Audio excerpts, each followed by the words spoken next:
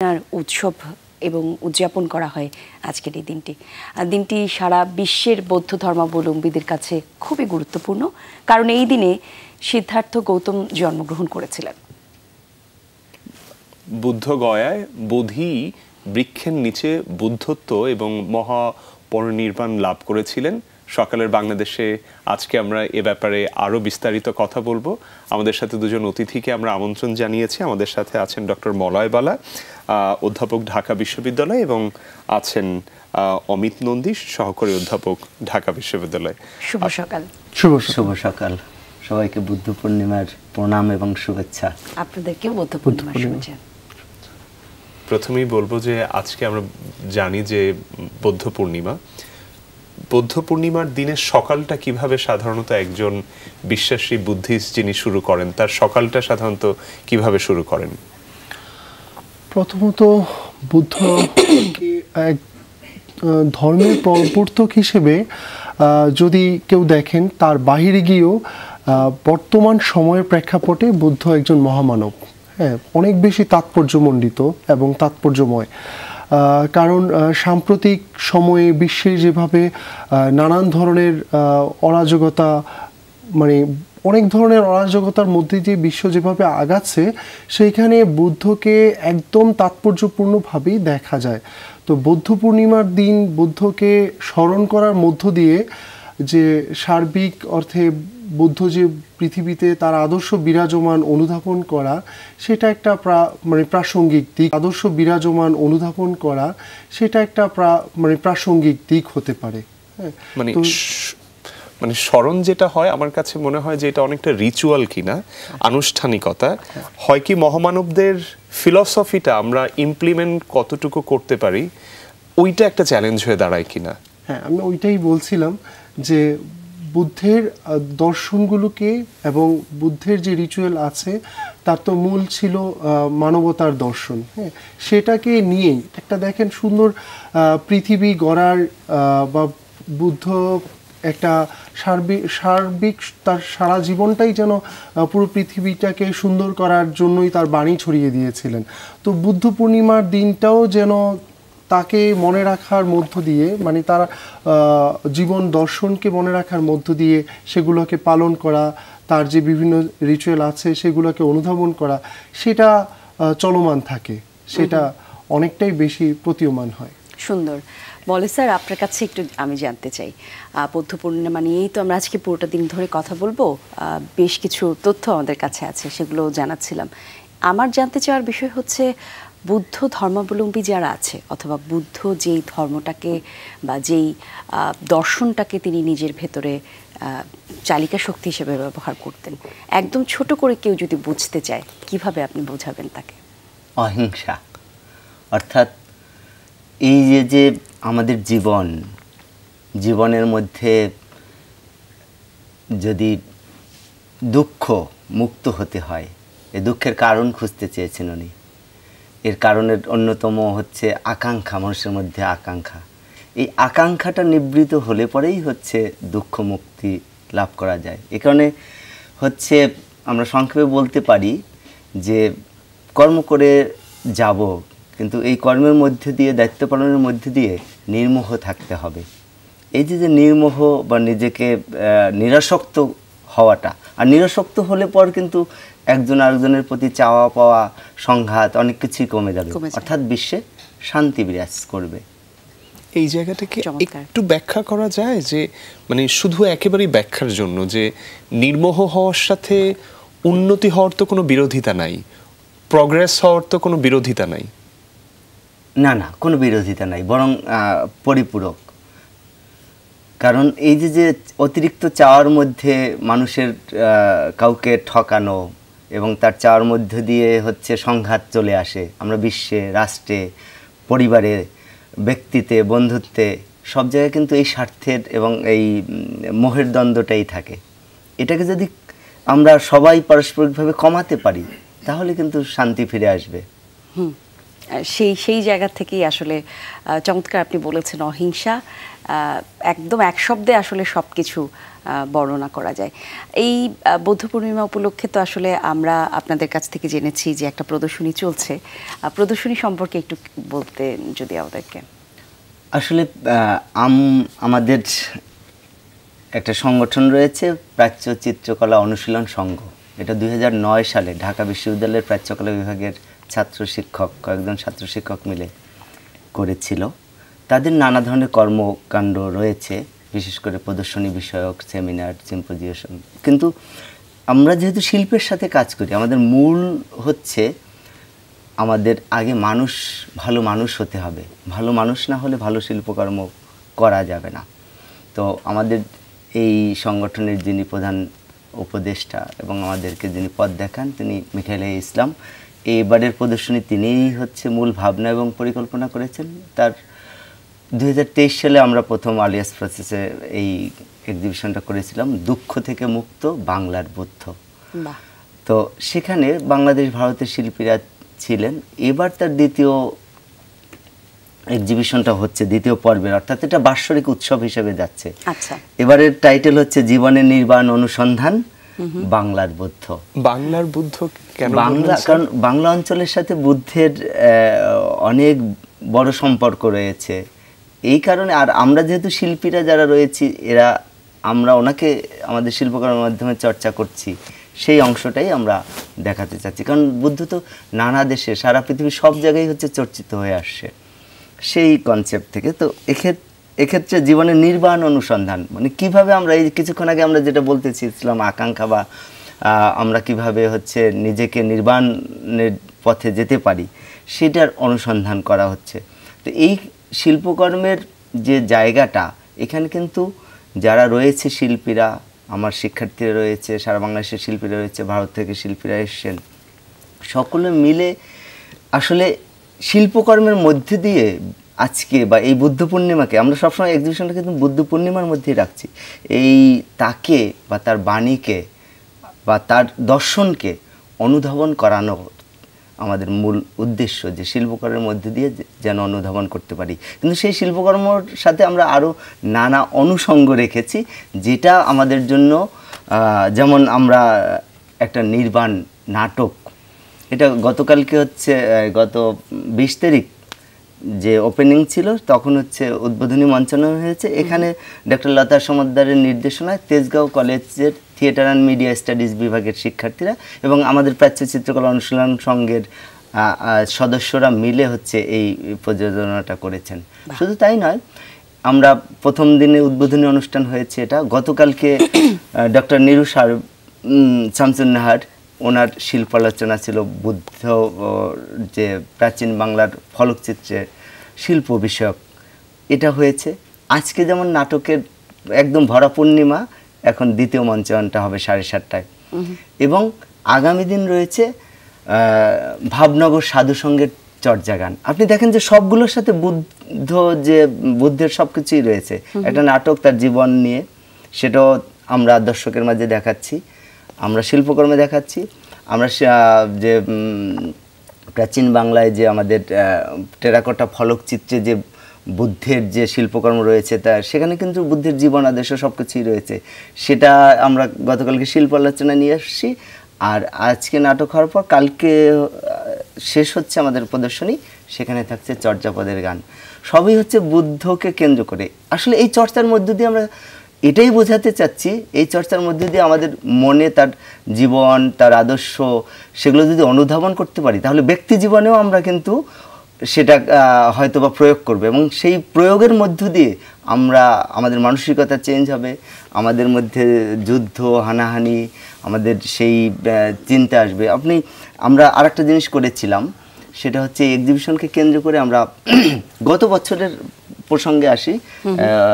আমার সহকর্মী অমিত নন্দী হচ্ছে তার ছাত্রছাত্রীদের নিয়ে বুদ্ধের জীবনের যে 4টা অংশ রয়েছে, জন্ম, গৃহত্যাগ, বুদ্ধত্ব লাভ এবং নির্বাণ।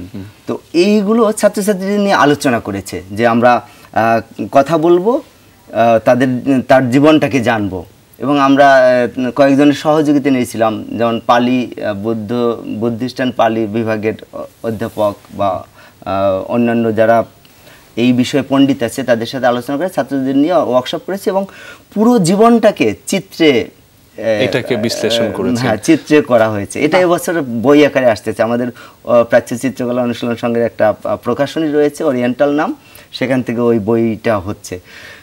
এই বছর আমরা যেটা করেছি এই এক্সিবিশনের এটা বিশেষত্ব, সেটা হচ্ছে আমাদের একটা পাঠশালা রয়েছে, ওই পাঠশালাতে আমাদের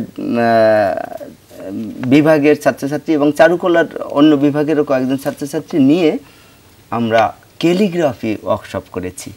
ক্যালিগ্রাফিটা হচ্ছে বুদ্ধের বাণীগুলো সুন্দর হাতের লেখা ক্যালিগ্রাফি সংক্ষেপ দিয়ে, কিন্তু আমাদের কিন্তু ট্র্যাডিশন রয়েছে, প্রাচ্য চিত্রকলার একটা বড় ট্র্যাডিশন রয়েছে ক্যালিগ্রাফি। বিশেষ করে দেখবেন যে আগে যখন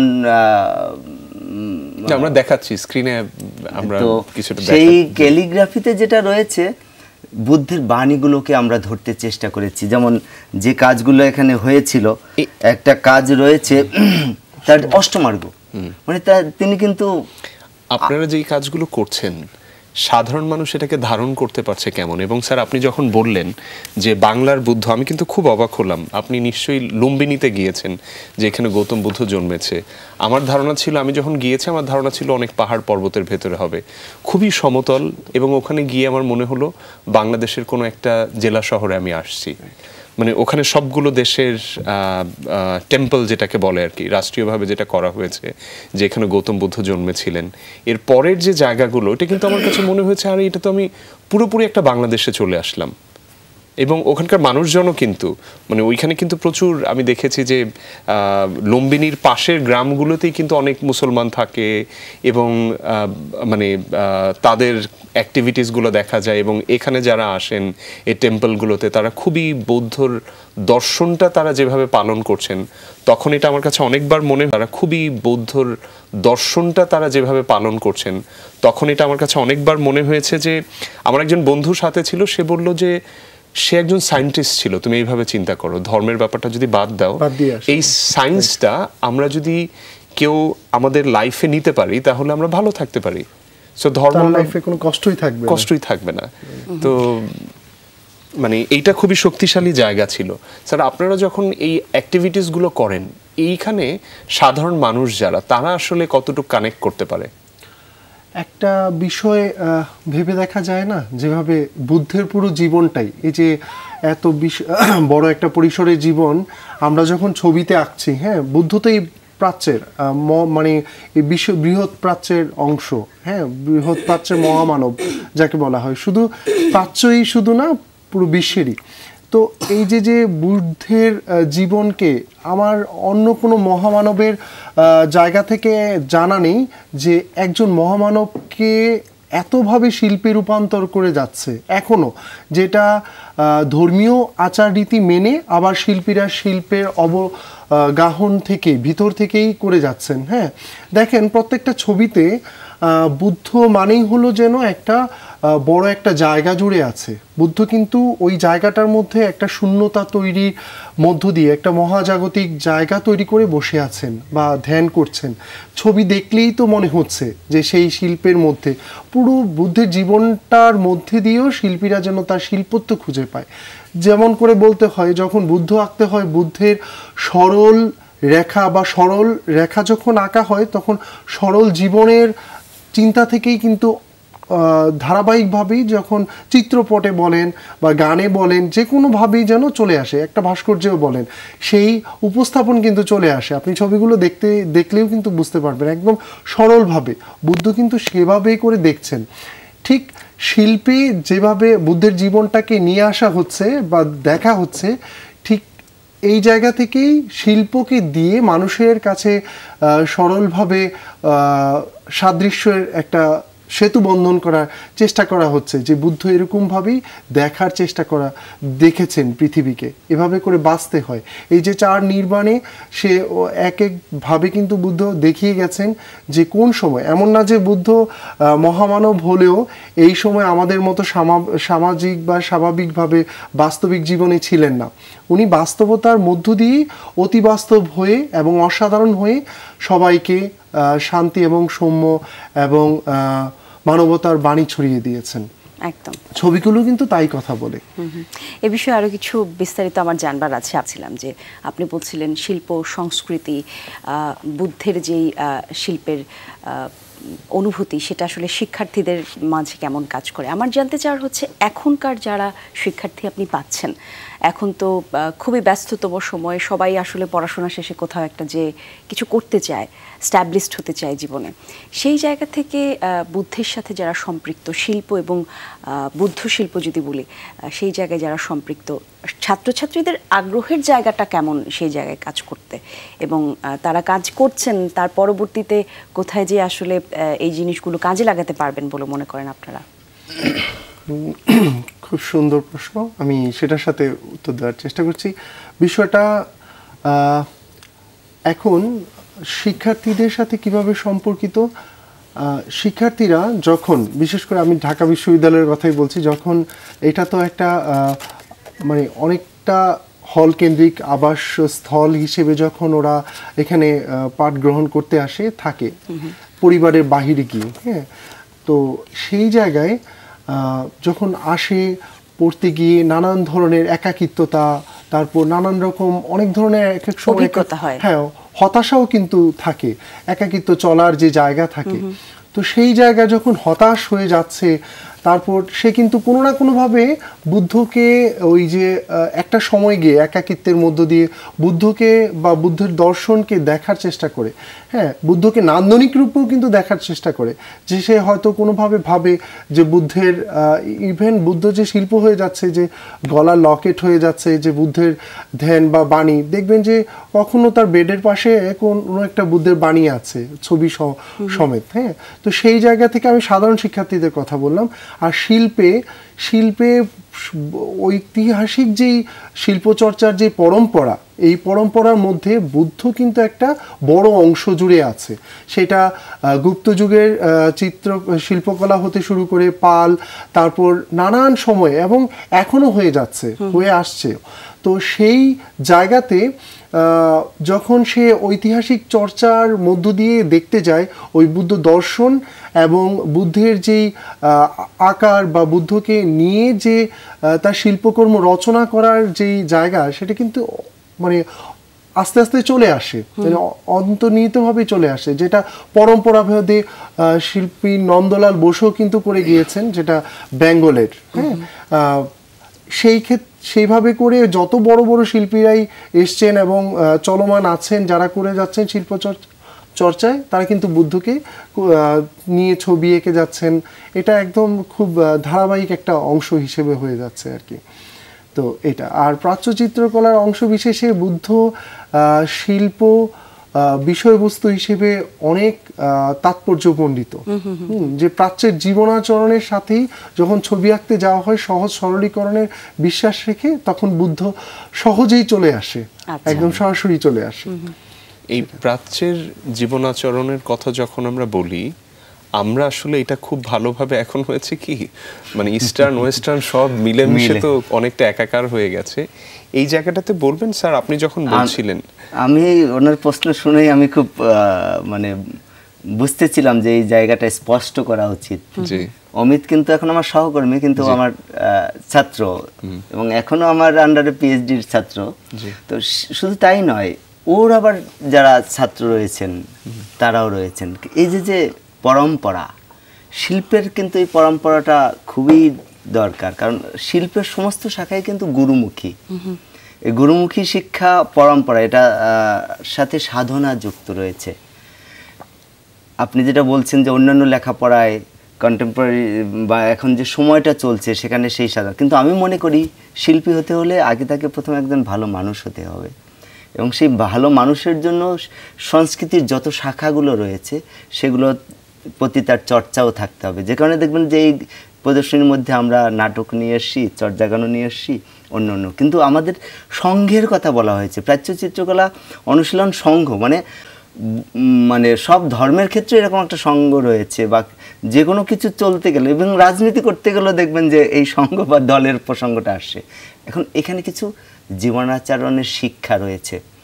আমরা চেষ্টা করছি বিশেষ করে যখন আমি তো এটার সেবক হিসেবে কাজ করছি, প্রাচ্য চিত্রকলা অনুশীলন সংঘকে যদি আপনি বলেন একটা প্রতিষ্ঠান, তাহলে আমাকে বলা হতো যে আমি যতগুলো প্রকাশনা রয়েছে আমি কিউরেটর হিসেবে। কিউরেটরটা ইংরেজি শব্দ, কারণ তখন সেটাকে এখন বাংলা করতে চেষ্টা করেছি আমরা তত্ত্বাবধায়ক, কিন্তু এখন দেখি এটাও খুব মজা লাগতেছে না, আমাকে মনে হয়েছে যে আমি একজন সেবক।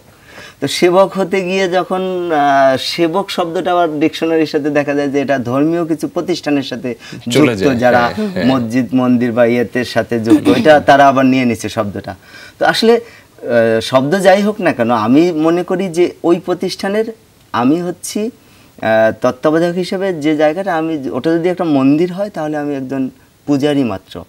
ঠিক একইভাবে আমার সহকর্মী বলেন, আমার শিক্ষার্থীরা বলেন, বা যারাই জায়গায় কাজ করছে, তারা কিন্তু ওই আচরণের মধ্যে দিয়ে যাচ্ছে পরম্পরায়। আমরা এক্সিবিশনটা করতে গিয়ে কীভাবে করতে হয়, নিজেরা সমস্ত কাজ করছি, আমার ছাত্রছাত্রীরা করছে, পুরো আয়োজনটা করছে, এর মধ্য দিয়ে তাদের মধ্যে জীবনাচরণের একটা বোধ পরিবর্তন হয় এবং তারা এই সহভাগিতা বা সমন্বিতভাবে কাজ করার আচরণটা শেখে। আপনি যেটা বলেছিলেন যে এখন যে সময়টা, এই সময়ের মধ্যে হয়তো বা সেই আচরণগত জায়গাটা আমরা পাচ্ছি না, কিন্তু আমরা সত্যিই পাচ্ছি।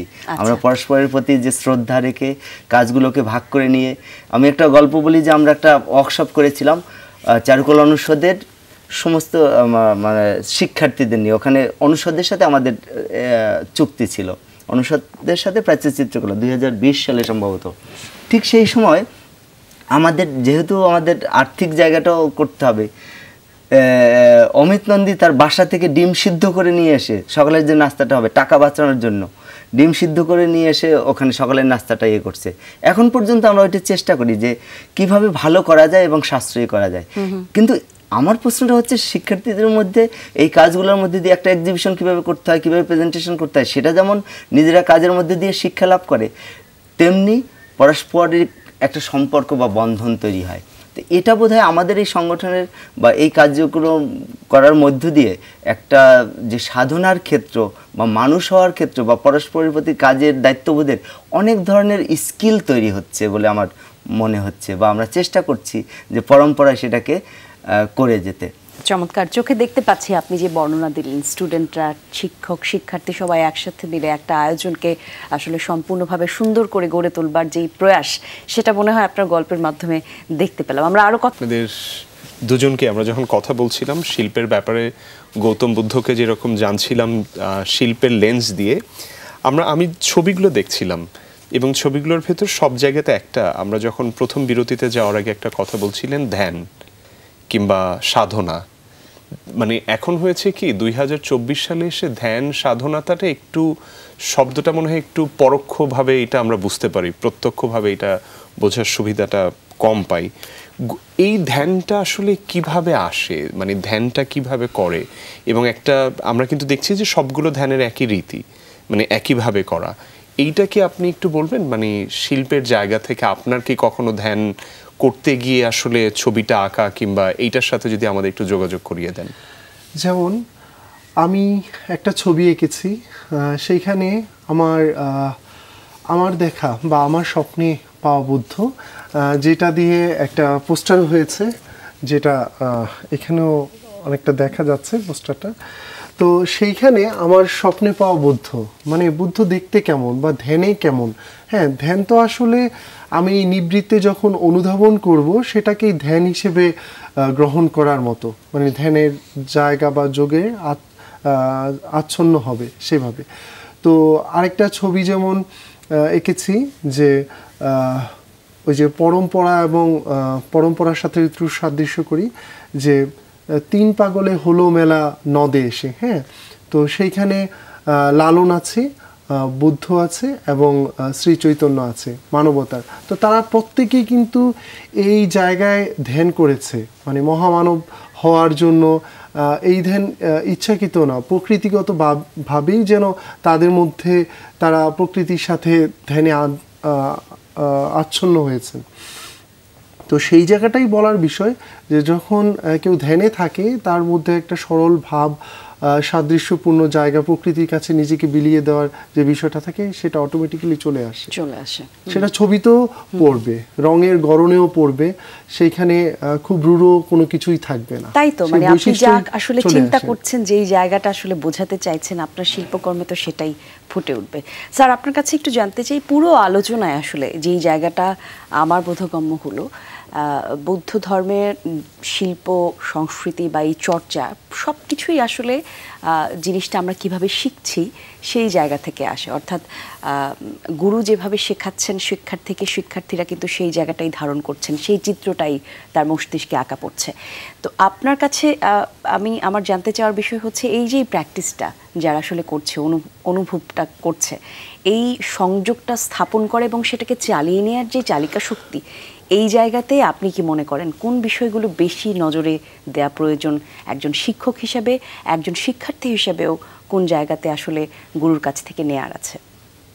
আমি অভিজ্ঞতা, জীবন অভিজ্ঞতা একটা বড় অংশ মানুষের। তো সেক্ষেত্রে আমার বাবা এক সময় আমাকে বলেছিল, আমি যখন ছোট ছিলাম তখন কোনো একটা প্রসঙ্গ নিয়ে যখন মতানৈক্য হতো, তো উনি বলেছিলেন যে আমি তোমাকে বুঝি, তুমি আমাকে বোঝো না, কারণ আমি সন্তান ছিলাম, তুমি পিতা হওনি। অর্থাৎ এটা হচ্ছে তার অভিজ্ঞতার জার্নি, মানে ওই সময়টা তিনি পার করছেন, সুতরাং তিনি আমাকে বুঝতে পারেন, আমি তো একজন পিতাকে বুঝতে পারি না। ঠিক একইভাবে গুরু শিষ্য পরম্পরায় এই জায়গাগুলো শিল্পের কেন দরকার? কারণ তারা চর্চিত জীবন থেকে অনেক দীক্ষা, অনেক কিছু জানেন, তারা পথটা বাতলে দিতে পারেন। এই যে পথ বাতলে দেওয়া, যিনি আগে যান তিনিই তো পথ প্রদর্শক, তিনি তখন গুরু হন, আর তার পিছন ধরে আগালে পর পথটা সুগম হয়, নইলে তো উদ্দেশ্যহীনভাবে হাঁটা হয়। এই কারণেই হচ্ছে শিল্পের সমস্ত শাখাগুলোতেই হচ্ছে গুরু শিষ্য। কিছুক্ষণ আগে আপনারা ধ্যান নিয়ে কথা বলছিলেন, ধ্যান আর কিছুই নয়। ধ্যান মানেই ধর্ম বা ঈশ্বরকে বা যার যার আরাধ্য দেবতাকে পাওয়ার জন্য যে নিবিষ্ট মনে বনে যাওয়া, সেটা না। ধ্যান তো আমরাও করি, শিল্পে ধ্যান করতে হবে, আপনারাও করেন। অর্থাৎ যে জিনিসটাকে আমরা পেতে চাই, সেই পাওয়ার জন্য যে মনসংযোগ, নিবিষ্ট মন, একান্ত আকাঙ্ক্ষা, অন্য সব দিক স্থির করে শুধু এক লক্ষ্যে পৌঁছানো, সেটার জন্য যে মনোনিবেশ, সেটাই তো ধ্যান। সেই ধ্যান না থাকলে তো শিল্পী ছবি আঁকতে পারবে না। শিল্পী যেটা করতে চায়, আপনারাও তো ধ্যানস্থ একজন, স্থির করে শুধু এক লক্ষ্যে পৌঁছানো, সেটার জন্য যে মনোনিবেশ, সেটাই তো ধ্যান। সেই ধ্যান না থাকলে তো শিল্পী ছবি আঁকতে পারবে না। শিল্পী যেটা করতে চায়, আপনারাও তো ধ্যানস্থ একজন মানুষ। এই যে সকালবেলা প্রোগ্রাম করতে আসছেন, এটাও কিন্তু ধ্যান, কারণ আপনার উদ্দেশ্য আছে এবং এটার প্রতি আপনি ডেডিকেটেড। এই জায়গাটাই তো আমরা ধ্যান হিসেবে সংজ্ঞায়িত করতে পারি। আপনি যেটা বলছিলেন, আমরাও কিন্তু এই আদর্শগুলোকে নানাভাবে, নানা আঙ্গিকে চেষ্টা করছি যে শিল্পের শুধুমাত্র কারণ বিশ্ববিদ্যালয়ে লেখাপড়া একটা কোর্স কারিকুলাম আছে, আমরা কোর্স কারিকুলামে পড়াচ্ছি আসছি, এতে কিন্তু তাকে ঋদ্ধ করতে পারছি না। আনুষঙ্গিক কার্যকলাপের মধ্য দিয়ে তাকে যদি রাখা যায়, যে কারণে আমরা গুরু শিষ্য, শিষ্য গুরু, আমাদের যে স্টুডিও আছে সেখানে কিন্তু এই পরম্পরার জায়গাটা রেখেছি আমরা। বাৎসরিক মানে মাসিক গানের অনুষ্ঠান, ওদের সাথে আড্ডা দেওয়া, পাঠচক্র করা, আমাদের একটা লাইব্রেরি আছে, তোমার লাইব্রেরি তোমার হাতে। অর্থাৎ আমরা ওদেরকে বই কিনে দিয়েছি, তোমার কোন বইটা লাগে তুমি নাও, এই বইটা তুমি কি করবা, তোমার কাছেই থাকবে, কারণ লাইব্রেরিতে বই থাকলে কিন্তু কেউ পড়ে না। ওই বইটা তুমি যখন পাস করে যাবা, তখন তুমি অন্য কাউকে দিয়ে যাবা, আর তোমার কাছে যদি কেউ চায় তাহলে তুমি পড়তে দিও। এটা একটা নতুন প্রকল্প আমাদের এখানে আছে, এটা ঢাকা বিশ্ববিদ্যালয়ের চারুকলা অনুষদের প্রাচ্যকলা বিভাগে দিয়েছি। এটা আমরা এখন অন্যান্য ইউনিভার্সিটিগুলোতে যাচ্ছি, আমাদের ক্যাম্পেইনে আমরা জাহাঙ্গীরনগর দিয়ে শুরু করেছিলাম, সামনে চিটাগাং, রাজশাহী সব ইউনিভার্সিটির সাথে কথা হয়েছে। এটা অবিন্তা গ্যালারি অফ ফাইন আর্টসের সাথে আমাদের আরেকটা প্রোগ্রাম আছে, যেটাকে হচ্ছে শান্তি ও সম্প্রীতির সন্ধান, সম্ভবত এই শিরোনামে হচ্ছে আমাদের আরেকটা দ্বিবার্ষিক আরেকটা এক্সিবিশন। এখানেও আমরা ওই কথাটাই বলতে চেয়েছি। আর গুরু শিষ্য, শিষ্যই গুরু, এটা আরেকটা বাৎসরিক এক্সিবিশন আছে। সেখানে হচ্ছে যে স্টুডিও ভিত্তিক যারা কাজ করে তাদের মধ্যে যে পারস্পরিক গুরুই শিষ্য, শিষ্যই গুরু বলছি এই কারণে, কারণ আমি অনেক কিছু ওদের কাছ থেকে নিচ্ছি, আবার আমার কাছ থেকে নিচ্ছি। এখন তো এই এক্সিবিশনে আমাদের 2-3 প্রজন্মের ছাত্ররা আসছে। আমার ছাত্র যেমন অমিত ছিল, অমিত এখন শিক্ষক হয়েছে, ওর ছাত্র আসছে, এরা মিলে এই এক্সিবিশনটা করা হবে। গুরু শিষ্য, শিষ্য, অর্থাৎ আমরা যে অভেদাত্মা একে অপরের, মানে গুরুই যে বড় কথাটা কিন্তু তা নয়। আবার গুরুও শিষ্যের কাছ থেকে অনেক কিছু পেয়ে শেখার পারস্পরিক আছে, এই হ্যাঁ। জায়গাটা, এই জায়গা থেকেই হচ্ছে আমাদের যে শৃঙ্খলা, যে আমাদের পারস্পরিক অনেক কিছু জানার, এই জীবনাদর্শের মধ্যে দিয়ে আমরা মূলত ছাত্রদেরকে কো-কারিকুলাম বলতে পারেন তৈরি করতে চেষ্টা করছি। তাই তো আমরা একদম অনুষ্ঠানের শুরুতেই আপনি যেমন সুন্দর করে বলছিলেন যে আমি যখন জানতে চাইলাম গৌতম বুদ্ধ বা বুদ্ধ ধর্মাবলম্বীদের কি আসলে জীবনে ফলো করা উচিত, আপনি বলছিলেন অহিংসা, হ্যাঁ, অভিন্নতা, সেই জায়গাটাই তো আপনাদের এক কথায় শিক্ষার সবচেয়ে বড় একদম শব্দ হতে সবচেয়ে পারে। বড় শব্দ হতে পারে হ্যাঁ, সেটাই। অহিংসা এবং অভিন্নতা। তো ধ্যানও আসলে তাই, যেটা এই অহিংসা অভিন্নতা, যেটা আমরা যখন কিছুক্ষণ আগে খবরে বলছিলাম যে ইরানের প্রেসিডেন্ট মৃত্যু হলে কিভাবে মানে অনেক কিছু হয়ে যেতে পারে মধ্যপ্রাচ্যে, তো এই জায়গাটাতে শেষের জায়গাতে যদি আছে সমাজের শান্তি প্রতিষ্ঠায় এই দর্শনটা কি করে আমরা সবার কাছে পৌঁছে দিতে পারি? অল্প কথায়, খুব অল্পভাবে যদি এটার আনসার করেন। এখন যেই সার্বিক পরিস্থিতি চলছে পুরো বিশ্বে, বুদ্ধ কিন্তু পুরো জীবনের অনেকগুলো দর্শনের মধ্য দিয়ে বলে দিয়ে গেছে রাষ্ট্র পরিচালনা পর্যন্ত কিভাবে হতে পারে, হ্যাঁ, এবং পৃথিবীর পুরো বিশ্বের মানে কিভাবে আমরা পরিচালিত হতে পারি। জাস্ট বুদ্ধের আজকে এই শুভ বুদ্ধ পূর্ণিমার দিনে যদি বুদ্ধের এই দর্শনগুলো বা বাণীগুলোকেও যদি নেওয়া যায়, তাহলে আমার মনে হয় পৃথিবী সুন্দর হবে। এক কথায় আমরা সেটাই প্রত্যাশা করি, পৃথিবী অনেক সুন্দর হোক। ডক্টর অমিত বালা এবং অমিত নন্দী, আপনাদেরকে অনেক ধন্যবাদ, আপনারা সকালে স্টুডিওতে এসে আমাদেরকে সময় দিয়েছেন। লাস্ট কথা হতে পারে, পৃথিবী হোক সবার বাঁচার, একদম পৃথিবী হোক মঙ্গলময়। এটাই আমার মনে হয় আমাদের সবথেকে ভালো প্রত্যাশা সংবাদ এটাই। হতে পারে। আপনাদেরকেও বুদ্ধ পূর্ণিমার শুভেচ্ছা, এবং যারা দেখছেন সকলের জন্য বুদ্ধ পূর্ণিমার প্রণাম। আমাদের প্রদর্শনী দেখতে আসবেন, প্রদর্শনী আগামীকাল পর্যন্ত চলবে, রাত 9টা। ধন্যবাদ আপনাদের দুইজনকে। দর্শক, অনুষ্ঠানের একদম শেষ পর্যায়ে আমরা চলে এসেছি। চমৎকার একটা সুন্দর সকাল কাটলো। অভিন্নতা, অহিংসা এবং সৌহার্দ্যপূর্ণ সম্পর্কের মধ্য দিয়ে আমরা যেন আমাদের জীবনযাপন করতে পারি, যে কোনো ধর্ম থেকে আসলে এই শিক্ষাটাই আমরা পেয়ে থাকি। তাই আমরা চাই আমাদের প্রাত্যহিক জীবনে এই চর্চা আমরা যেন অব্যাহত রাখি। সেই প্রত্যাশা সকালের বাংলাদেশের শেষ প্রান্তে চলে এসেছে আপনারা। আমরা আপনাদের দিনটি অনেক সুন্দর হোক। সবাইকে আবারও শুভ সকাল। শুভ সকাল।